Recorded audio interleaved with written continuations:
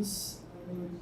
Agradeço a presença de todos e principalmente a dos doutores Luiz Paulo Jorge Gomes, quem nós trouxemos de São Paulo, especialista em Direito Tributário, ele é mestre em Direito Tributário, e Dr. Orlando Anzuateg Júnior, trouxemos de Curitiba, especialista em Direito Financeiro, vai falar sobre dívida rural. Os temas são bem interessantes e são muito atuais, porque o agro, ele move o país. É um setor resiliente e mesmo diante da crise, ele resiste. Então, todo mundo está aqui e sabe que o agro resiste, forte. E a gente tem que lidar com essas situações de maneira muito assertiva. Então, é importante a gente fazer as coisas de forma certa, de forma correta, e o planejamento patrimonial que seja, a sucessão, a gente lidar com essas questões de forma diferenciada, é importante a gente fazer isso. Por isso que a gente tomou essa iniciativa. Turquino CCIF Advogados, nós fizemos esse evento em Londrina e agora trazemos aqui para Maringá para que vocês conheçam o nosso trabalho, para que vocês conheçam a situação, para que vocês conheçam os assuntos melhor. A gente está transmitindo as palestras ao vivo, vai ter um canal e depois essas palestras podem ser acessadas. E a gente só vai ter um pequeno intervalo entre um palestrante e outro. E no final, vocês também podem fazer as perguntas que vocês acharem necessárias. Depois a gente vai poder bater um papo, se vocês acharem melhor conversar em particular com um de nós, um deles, ok? Fiquem à vontade, aproveitem. Nós vamos começar com o Dr. Luiz Paulo Jorge Gomes, que vai falar sobre planejamento patrimonial e sucessão. Boa noite a todos. Sem dúvida alguma, uma satisfação grande estar aqui na exposição de Maringá, tendo em vista a importância dela no agronegócio, tendo em vista aquilo que ela representa efetivamente para o agronegócio e poder estar falando sobre um tema que hoje é uma das bandeiras principais no agronegócio, traz ainda mais satisfação para nós. E o que a gente vai estar trazendo para vocês aqui hoje, muito mais do que falar de patrimônio, muito mais do que falar de sucessão, é a oportunidade de conversar sobre o futuro. E mais, conversar sobre o futuro de forma programada. Então, o que a gente vai estar procurando desenvolver com vocês aqui é justamente isso. Planejar agora para assegurar permanentemente. E por que planejar agora e assegurar permanentemente? O que é isso? É poder trabalhar com 3 pilares que a gente entende de fundamental importância quando a gente fala em patrimônio e quando a gente fala em sucessão, que é economia. O agro sabe muito bem o quão difícil é o trabalho diário e conseguir, com o trabalho diário, algum patrimônio. Conseguir fazer um patrimônio é muito difícil. Então, você conseguir fazer com que haja uma sucessão da forma mais econômica possível é sempre algo muito importante para trazer. Então, economia, segurança e fazer todo esse trabalho garantindo o principal patrimônio da família, que é a harmonia. Não raras vezes, de forma muito constante eu deveria falar, quando se fala em patrimônio, a gente também fala em divergências de posicionamento. Por quê? Porque enquanto seres humanos, cada um vai criando uma expectativa sobre determinado fato que não está devidamente esclarecido pelo pai ou pela mãe. Então são 3 filhos, cada um acha uma coisa, o pai não planeja em vida, deixa com que o evento morte destine o patrimônio da família, e aí ele não está mais aqui para colocar qual que é a vontade dele, e aí gera o conflito. Justamente porque tudo aquilo que eu pensei em vida, eu, herdeiro ou sucessor, não acontece às vezes da forma como eu pensei.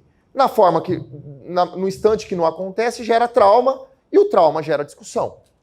Então, você conseguir planejar, trazendo uma substancial economia, dando segurança e garantindo a harmonia da família, esse é o cenário ideal. Esse é o cenário ideal. É isso que a gente vai estar trabalhando aqui. E aí, o quarto questão é deixar isso tudo de forma muito clara, muito bem escrita, para que não haja justamente interpretações. Então, dentro desse foco ainda, se qualquer um pudesse, qualquer patriarca pudesse, garantir que o seu patrimônio fosse minimamente impactado pelo processo sucessório. Quando a gente fala minimamente impactado, principalmente a questão financeira. Assegurar a continuidade, não só do patrimônio, mas dos propósitos. E por isso que a gente fala que é extremamente importante o patriarca e a matriarca estar presente. Por quê? A gente não está falando só em transmissão de patrimônio. A gente está falando de transmissão de patrimônio e valores. Foram os valores que conquistou aquele patrimônio. Dirimir discussões familiares e disputas patrimoniais que não interessam para a família. E mesmo com a transmissão do patrimônio, reservar para o patriarca ou para a matriarca a plena administração e o controle do patrimônio. E por que isso? Porque eu, patriarca ou matriarca, eu vou chegar no meu momento de vida que eu mais vou precisar daquele patrimônio para fazer frentes com médico, com qualquer despesa extraordinária. Eu não posso transmitir o meu patrimônio e depois ter que depender de favor de filho, filha, genro, nora. Isso não está certo. Então o trabalho tem que acontecer de forma com que haja sucessão do patrimônio, mas garanta para o patriarca ou para a matriarca o controle do mesmo. Ah, precisa vender qualquer imóvel? É o pai ou a mãe que assina, mesmo que já esteja tudo no nome dos filhos. Precisa fazer uma operação com o banco? É o patriarca e a matriarca que assina. Eu não dependo de favor de filho, filha, genro ou nora. Então é possível. Há truque? Zero truque. Não é aula de mágica, não é aula de nada. É com base em lei, não tem jeitinho. Ah, doutor, aí se a gente fizer isso para ter essa economia? Não, zero. Zero essa possibilidade. É bíblico, né? Tudo não terás. Então, a gente não pode querer ganhar em todas as pontas. Aqui a gente vai ver que tem uma substancial economia fazendo tudo de acordo com a legislação. E por que fazer agora? Por quê? Por que no momento está se discutindo tanto planejamento patrimonial e sucessão? Porque a gente está num processo muito grande de alteração de legislação, principalmente tributária, na medida que os governos federal, estadual e municipal não conseguiram, por exemplo, principalmente o governo federal, instituir o imposto sobre grandes fortunas. Aonde que ele está focando? No imposto de doação. E a gente vai ver isso. Então, uma das questões, aproveitar esse cenário fiscal atual. Com ele, uma substancial economia, a segurança, a capacidade intelectual do patriarca, a vontade do respeito do sucessor em relação ao patriarca, a definição prévia da administração e as regras de convivência. E aí, gente, quando a gente fala em substancial economia, vamos lá para o primeiro pilar. Por que é substancial economia? Hoje, qualquer pai ou mãe que for doar um patrimônio, eu vou pegar uma fazenda e vou doar para o filho, ou para a filha, ou para todo mundo. O que eu vou fazer? Eu pego, vou na Secretaria da Fazenda, vejo lá qual que é a pauta, então aqui no estado do Paraná. Vou lá verificar qual que é o valor da minha fazenda, em cima disso tributa 4%, que é o imposto de doação, sobre o valor da fazenda. Nesse tipo de trabalho, qual que é a principal grande economia? eu pego esse patrimônio, a legislação me permite, legislação de imposto de renda me permite, quando eu crio uma empresa, eu posso formar o capital social daquela empresa. Toda empresa tem que ter um capital social. O capital social eu formo ou com dinheiro ou com bens relacionados ao objeto daquela empresa. Então a gente vai pegar os bens, transferir para a empresa para formar o capital social dessa empresa. Ok? A legislação do imposto de renda me fala o seguinte: quando você for fazer essa operação, você pode utilizar dois critérios. O custo de aquisição, aquele valor que está lá na declaração de imposto de renda do pai ou da mãe, ou o valor de mercado. Não raras às vezes, muito pelo contrário, na grande maioria das vezes, uma fazenda que vale, eu estou falando fazenda, insistindo em fazenda, porque a gente está numa exposição agropecuária, tá? Mas em qualquer situação. Fazenda vale 20 milhões, foi comprada há 30 anos atrás, lá na declaração de imposto de renda está por 10 mil reais. Se o pai for doar a fazenda, ele vai pagar 4% de 20 milhões, que são 800 mil reais. Se o pai transformar isso em cotas e doar as cotas, eu não vou mais doar imóvel, eu vou doar as cotas de uma empresa que é dona daquele imóvel, que no final das contas é a mesma coisa. Eu vou pagar 4% sobre 20 mil reais, que é 800 reais. Aí o Paraná falou, peraí, eu não quero perder não. O que a legislação do Paraná fala? Quando for doação de cotas de uma empresa, os 4% que é o imposto vai incidir sobre o patrimônio líquido dessa empresa. O que é o patrimônio líquido da empresa? Ativo versus passivo. A empresa não tem outro ativo senão o capital social e também não tem um passivo. Então vai incidir sobre o quê? Sobre justamente o capital social. Porém, ele fala o seguinte, no parágrafo 2º lá do artigo 18. Quando essa empresa for criada e a doação ocorreu com menos de 5 anos, então a base de cálculo não é mais o patrimônio líquido, mas sim o valor venal dos imóveis que tiver lá dentro da empresa. É algo, juridicamente, algo absolutamente discutível. Ele não pode criar duas bases distintas para uma mesma situação, né? Porém, se a gente está falando em planejamento, por que não fazer agora, de forma planejada, para doar daqui 5 anos, por exemplo? Já que tem tempo. Então isso vem reforçar ainda mais aquele aspecto lá, de aproveitar o aspecto fiscal atual. Tá? Sem falar que qualquer pessoa que for transferir um bem, eu vou lá e compro um imóvel qualquer.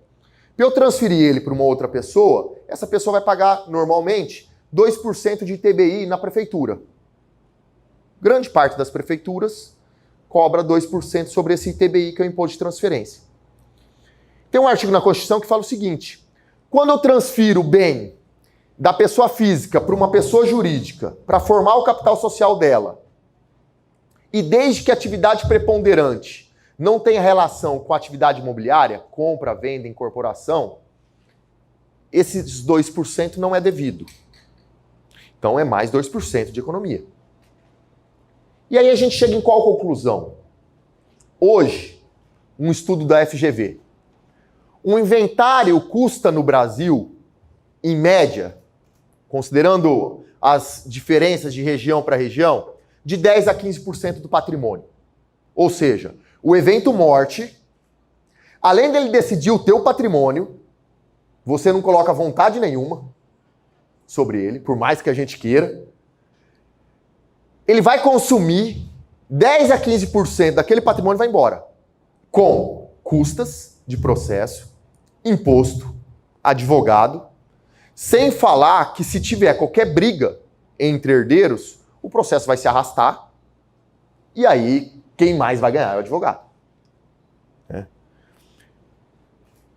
Um trabalho como esse, considerando custo, todos os custos envolvidos, impostos, tudo, não é 2%.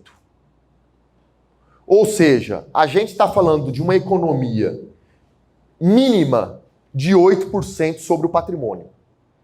É algo muito expressivo. Se a gente entrar no segundo aspecto, que é a segurança, a gente tem 2 subtópicos aí. A segurança contra terceiros, ou seja, eu tenho uma atividade, toda atividade, por melhor que seja administrada, ela tem risco. Na medida que eu tiro o patrimônio da minha pessoa física, desvinculo ele da minha pessoa física e jogo para uma empresa, muita gente fala em blindagem. Esquece esse tema. Blindagem. Não existe blindagem. Mas existe uma segurança. Eu coloquei um muro. Para o meu bem. O sujeito entrou com uma ação trabalhista ou uma ação indenizatória contra a minha pessoa. E eu sou sócio de uma empresa que tem todo o meu patrimônio. Se o bem tivesse todo na minha pessoa física, era muito mais fácil. Entrar com o processo, penhorava todo o meu patrimônio. Se ele está numa empresa, já cria um muro, e só com algo chamado desconsideração da personalidade jurídica, ou seja, cortar essa pessoa, excluir essa pessoa jurídica, como se ela não tivesse personalidade, para que essa responsabilidade viesse em mim, ele não é atingido. Então, segurança contra terceiros. E outra, a segurança contra o próprio filho. Quem tem mais de um filho, eu tenho 2, por mais que a gente crie igualzinho, dá a mesma bronca nenhum, dá no outro, enfim, a gente sabe que o ser humano ele é complexo por natureza. E cada filho ele tem uma personalidade. Tem filho que gosta mais de trabalhar, tem filho que gosta menos de trabalhar, tem filho que arrisca mais no negócio, tem filho que arrisca menos. E aí, eu vou deixar com que uma irresponsabilidade de um filho possa perder o patrimônio dos demais? Não é correto. Não é correto. Então, e a segunda questão derivada disso? O pai acha que não. Todo pai acha que não. Mas é muito diferente herdeiro e sucessor. Herdeiro é de herdeiro pelo simples fato que nasceu. Nasci, ninguém vai fazer favor nenhum, a legislação já me garantiu. Eu tenho direito. Sucessor não. Sucessor é quem tem vocação para o negócio. E às vezes, a gente opina para que o sucessor seja contratado de fora do que propriamente da família. É mais barato, às vezes, contratar um sucessor profissional do que, às vezes, deixar os filhos que não têm vocação para o negócio trabalhar no negócio. Por quê?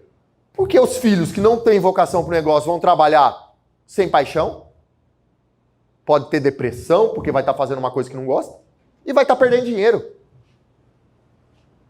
Então, uma situação de consciência que é muito importante é isso. Saber identificar o herdeiro e o sucessor. A gente acabou de finalizar um trabalho, já estava bem adiantado, eu cheguei para o cliente, e aí? Quem que o senhor imagina que é o sucessor? Está na hora da gente conversar, é difícil, ele tem um filho e 2 filhas. Ele foi muito claro, ele falou, não, já é o genro que faz o dia a dia, genro X. Tá, mas o senhor conversou com os russos já? Tá todo mundo sabendo disso? Não. Só eu que sei. Falei, então vamos fazer o seguinte, eu vou jantar hoje com o filho do senhor. Vou colocar como se isso fosse algo que eu observei, não é nem vontade do senhor ainda. Se tiver uma resistência, a gente não discute isso amanhã na reunião. Se ok, eu ligo pro senhor hoje e a gente dá andamento amanhã. Tá bom? Tá bom. Fui jantar, entrei no tema. Falei, o que você acha? Né? O que eu acho do quê? Aí falei, não, você tem expectativa da gestão do negócio? Nenhuma. Falei, e se, pelo que eu tenho observado, já é o teu cunhado X que toca o negócio. Se nós colocarmos algumas travas, contratar empréstimo acima de X, tem que ter assinatura de todo mundo, vender patrimônio, assinatura de todo mundo, mudar, implementar um novo negócio, assinatura de todo mundo, mas o dia a dia e assinatura de compromisso financeiro até, sei lá, X reais, ele assina. É o que eu mais quero. Não quero problema, não quero dia a dia, não quero nada, eu quero viver minha vida. Tá bom. Beleza. Avançamos na reunião no outro dia, ótimo, sem problema nenhum. Se o pai chega no outro dia, bate a mão na mesa e fala, ó, quem vai assinar o cheque todo dia e vai dar as cartas todo dia é o genro X, pronto. Tá feita a confusão. Tá feita a confusão. Então tem que ter sensibilidade a essa situação. Justamente porque isso influencia o terceiro pilar, que é o que a gente acredita que tem o maior valor na família.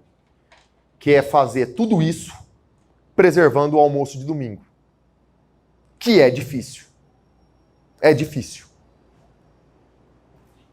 Tá?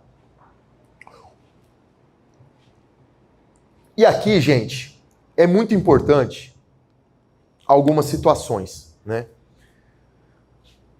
Todo dia o pessoal pergunta, esses dias até é interessante, a gente fez um trabalho para um pessoal de Presidente Prudente e um dos filhos é de Tangará da Serra. E ele veio para cá. A gente já fez esse trabalho para eles há uns 6 anos, pelo menos. Aí esse filho de Tangará estava imprudente. Semana passada eu tive uma reunião com ele lá. Aí ele virou para o trabalho deles pronto já. E o deles foi bem interessante. A gente criou uma empresa, era uma empresa só, que congregava todo o patrimônio. E eles são 3 filhos. O doutor Renato chegou um dia para mim e falou, doutor, vai dar problema. Os 3 têm personalidade forte. O que o senhor quer fazer, doutor Renato? Vamos individualizar? Ele falou, é possível? Eu falei, é. Aí ele falou, mas como seria? E a gente quantifica, faz avaliação de tudo, reparte do jeito que o senhor acha que tem que ser repartido. É o senhor que é o dono. Dessa empresa, a gente faz uma operação técnica societária que chama cisão, ou seja, faz um corte nela, com o corte dela a gente cria 3. Uma para cada filho com a sua respectiva família, tá resolvido o patrimônio. Tá bom. Fizemos avaliação de tudo, tinha bastante patrimônio. E ele separou os montes. Ó, o monte X, Y e Z. Teve sempre a pessoa se acha prejudicada, né? Então os 3 se acharam prejudicados, e é normal.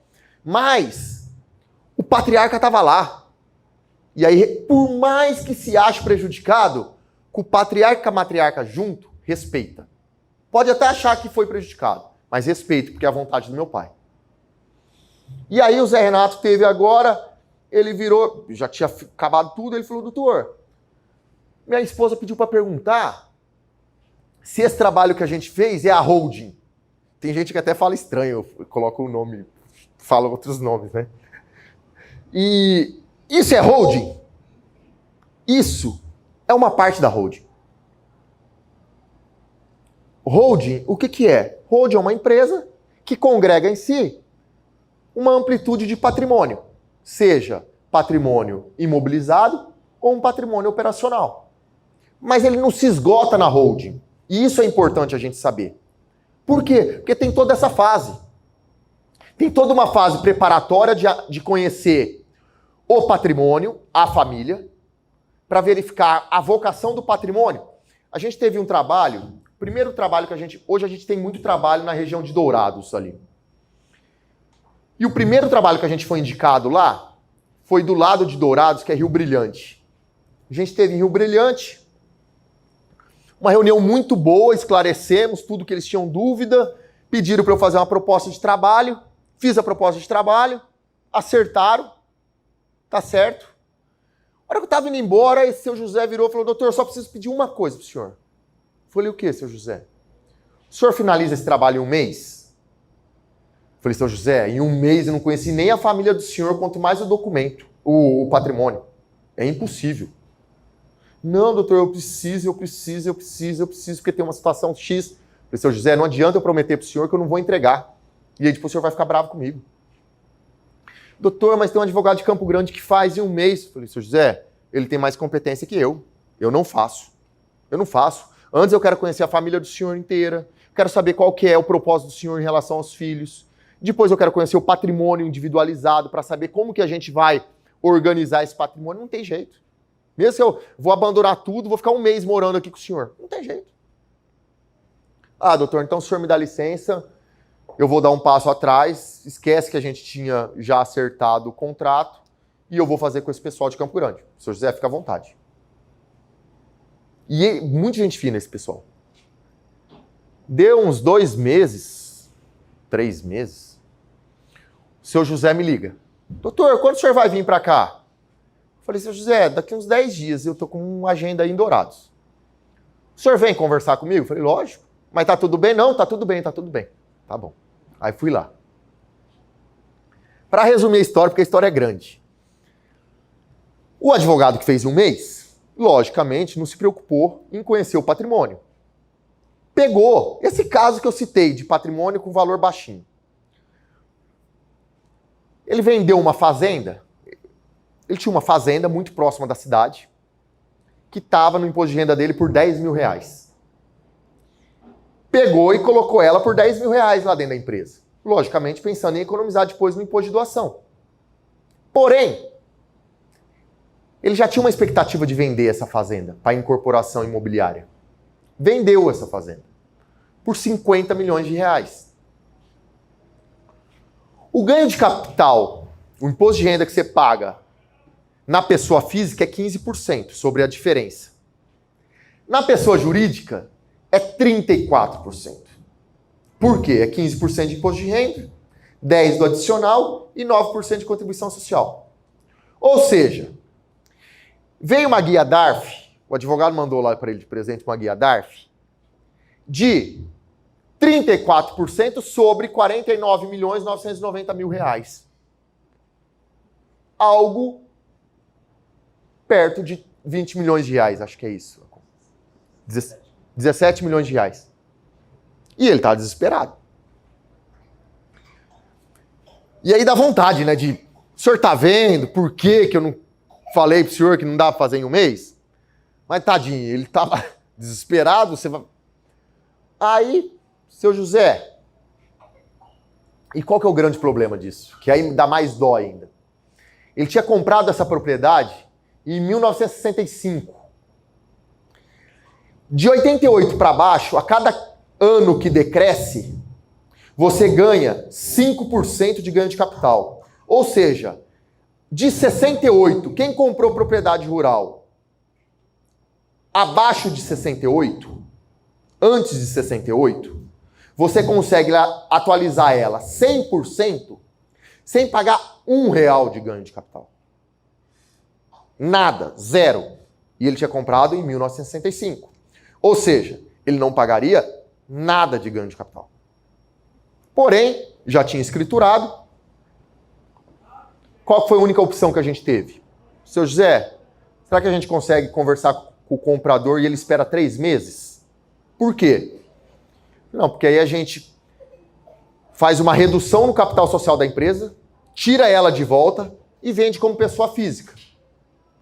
O senhor ia ter um benefício que o senhor não ia pagar nada. Na pessoa física, o senhor vai pagar 15%. Mas é metade, menos da metade do que 34%. O senhor não vai gostar de pagar uma guia de 9 milhões, 8 milhões, sei lá. 8 milhões. Mas é muito melhor do que de 17. Falei, doutor, se fizer isso, eu rezo pro senhor. E ele é engraçado. Até hoje que eu vou lá, eu tenho contato com ele. Se o senhor fizer isso, eu rezo pro senhor pro resto da vida. Então pode rezar, seu José, que aí a gente faz. Fizemos. Mas aí tá o detalhe. Tem um conceito que é um conceito amplo. Por quê? Porque está com base na legislação. É você pegar a legislação do imposto de renda, pegar a legislação societária, legislação civil, porque a gente trabalha muito com direito civil nessa situação, e aplicar. Não tem mágica. Porém, a gente tem que saber os reflexos. Então, lá em Dourados, eu quero economizar os 2% de TBI. Aí um contador bom lá, um escritório muito bom lá, querendo agradar o cliente, não, vamos economizar os 2% de TBI. Eles tinham uma propriedade do lado do aeroporto de Dourados. constituir uma empresa, atividade agropecuária. Não tinha um pé de milho plantado, não tinha uma cabeça de bode amarrado na cerca. Por que colocaram agropecuária? Justamente para dar entrada com requerimento de não pagamento do ITBI na prefeitura e passar. Ter uma autorização pelo não pagamento. Ok.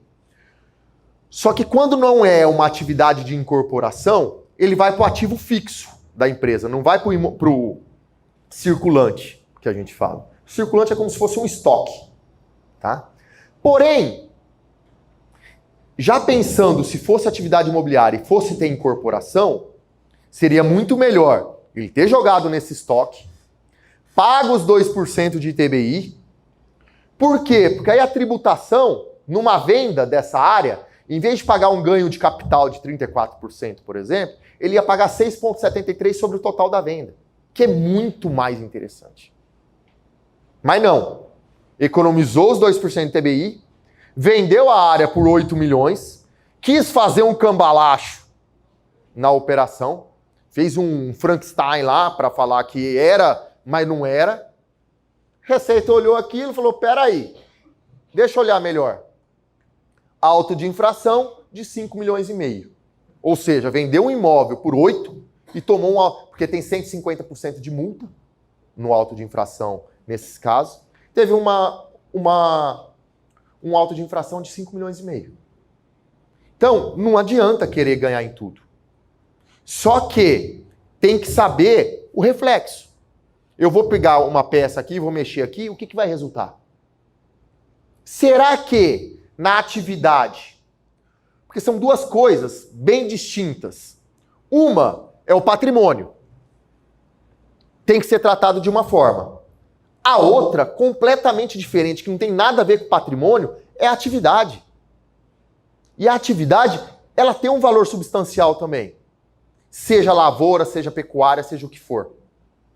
E a gente tem que tratar de maneira distinta. Por quê? Porque às vezes, numa pecuária, quando é cria e recria, é melhor na pessoa física. Hoje, numa venda de boi gordo para o frigorífico, a gente tem uma suspensão de PIS e COFINS. Hoje compensa na pessoa jurídica. Ah, não, eu planto seringueira. A seringueira tem um grande custo inicial de implantação do seringal, mas depois o custo é muito reduzido, é só na colheita da borracha. É melhor ir para uma empresa que é lucro presumido. E aí você tem que avaliar. E aí as pessoas não diferenciam o que é uma coisa da outra e engessa. E aí o contador fala, não vai mexer com empresa não, com hold, que isso só dá trabalho. Mas não. Na grande maioria dos casos, por exemplo, em lavoura, não mexe em nada. Nada. O patrimônio fica na pessoa jurídica, na empresa, a atividade operacional fica na pessoa física, continua entregando imposto de renda na pessoa física, não muda nada o dia a dia. Faz um contrato de parceria entre a pessoa física e a pessoa jurídica para poder exercer atividade naquela área. Ou seja, não muda em nada. Isso é importante deixar claro.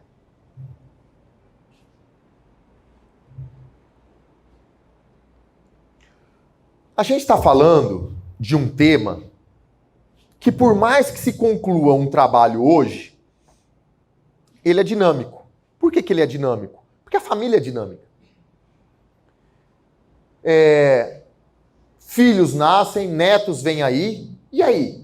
Como que é? Criou a estrutura hoje? Será que essa estrutura que foi criada hoje, ela vai se demonstrar a melhor estrutura para sempre? Talvez não. Nesse caso que eu falei desse cliente de Prudente, do Dr. Renato, a gente fez o trabalho, depois de um ano ele veio falar, Paulo, vamos criar uma empresa para cada filho e já dividir tudo?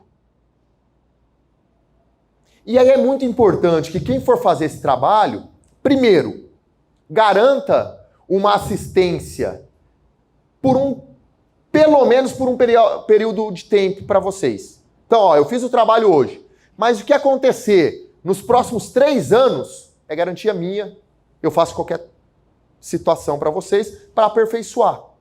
Por quê? Porque além da família modificar, o pensamento modifica também.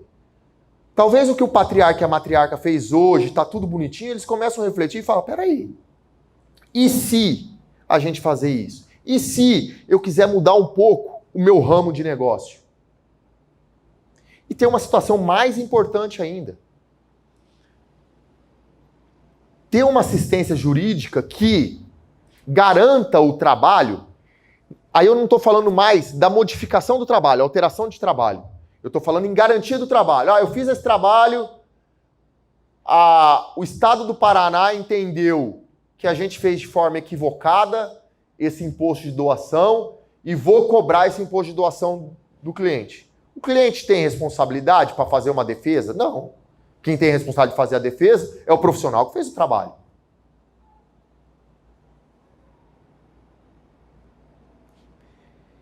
E aí essa é a grande pergunta. Luiz Paulo, beleza. Ótimo.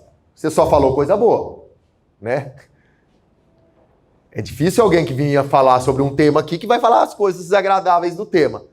Me fala, qual que é o calcanhar de Aquiles desse tema? Por quê? Porque tanta gente ainda não fez. Qual que é? Aonde que é o calo que dói? Aí. De verdade eu ainda não descobri. Exceto se fizer de forma não planejada. Aí tem. Você vai pagar muito mais imposto, você vai pagar um monte de coisa. Fazendo certo, eu não conheço.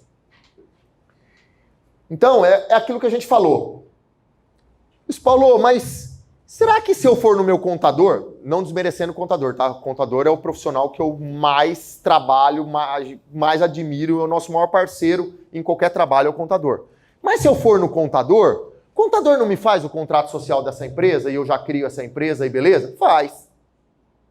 Só que o teu contrato social, que vai regulamentar todo o teu patrimônio, vai ser igual da lanchonete da esquina, do cara que vende pamonha e da loja que vende roupa infantil. Tá certo? Acho que não. Ele tem que ser aperfeiçoado. A gente teve uma situação agora, são 3 irmãos, homens, na pecuária. Um dos irmãos se separou, uma separação bastante traumática, e ele tem um filho. Qual que é o temor? Qual que foi o temor desses 2 irmãos? Espera aí, meu irmão morre, a fulana, que eu não vou falar o nome que eles chamam ela por respeito a vocês, a fulana vai vir aqui e vai mandar no nosso negócio, vai dar palpite aqui? Não. Doutor, e eles são engraçados, eles são bem chucros, assim, o jeito de falar. Resolve aí. E o que a gente fez? Estabeleceu no contrato social uma regra. Para isso, a morte de qualquer sócio e a entrada do herdeiro dele não garante automaticamente a administração no negócio. Os tios são obrigados a prestar conta, fazer qualquer coisa, mas não entra na administração, não vem dar palpite aqui. Por quê? Porque essa empresa tem os nossos valores. São com esses valores que a gente administra. A gente não quer um estranho aqui. Sem prejuízo do herdeiro, logicamente. Então, o contrato social, às vezes a gente não dá a importância que ele deveria ter. E é muito importante a gente tratar ele com a importância que ele tem. E aqui é mais ou menos o que passa na cabeça do patriarca quando ele pensa em planejamento sucessório. Qual o custo? E o negócio como fica? Essa questão do se eu vou exercer na pessoa física ou na pessoa jurídica, por onde começar, o que é esse negócio de governança corporativa, riscos envolvidos, holding, o que é isso, como fazer, qual que é o melhor momento, é muito complexo, quais os reflexos, haverá desgaste familiar e o que é esse negócio aí de sucessão? Isso é o que passa normalmente. E aí, num primeiro momento, ele parece muito complexo. Na medida que você começa a estruturá-lo, cada pecinha no seu lugar, monta o contrato social da empresa com as regras, coloca ali os bens, faz o contrato de parceria. Além do contrato de parceria, meus filhos estão no negócio, vamos fazer um contrato de condomínio agropecuário, porque aí a gente já pega todos os maquinários e implemento agrícola, já coloca dentro desse condomínio. O condomínio continua sendo pessoa física. E aí é muito interessante, porque acomoda o imposto de renda de acordo com a receita e despesa que cada um teve. E aí o negócio começa a clarear. E aí aquela pessoa que fala, não faz não, que é muito... Você vai ver. Ó, é só burocracia, é só encheção, não sei... Acaba o fundamento. Por quê? Porque não existe isso. Não existe. Então, gente, acho que para aquilo que a gente foi chamado para falar, talvez a gente já falou bastante. É um tema que é um pouco complexo, é pesado um pouco, mas o nosso principal propósito hoje foi justamente trazer alguns aspectos que envolvem planejamento sucessório e estruturação de patrimônio para provocar reflexão de vocês. É necessário, hoje, tratar desse assunto em família, independente do profissional que vai executar. Hoje, talvez, a maior responsabilidade daquele que conquistou um patrimônio é fazer uma sucessão de forma planejada com responsabilidade. Por quê? Porque a gente sabe que muito daqueles que conquistou um patrimônio, ele deixou de viver para conquistar aquele patrimônio. Às vezes a gente conhece cliente que tem um baita de um patrimônio, nunca foi viajar. Porque, não é que ele deixou de viajar para comprar mais. Não, é porque o que ele sabia fazer e o que ele sempre gostou de fazer é trabalhar. Só que esse cara, se ele não fizer uma sucessão, uma grande parte daquele patrimônio vai embora e esse mesmo patrimônio que ele trabalhou tanto para conquistar pode ser um motivo de discussão e de separação familiar. Então, é a grande responsabilidade do patriarca e da matriarca hoje em dia. Tá? Obrigado a todos.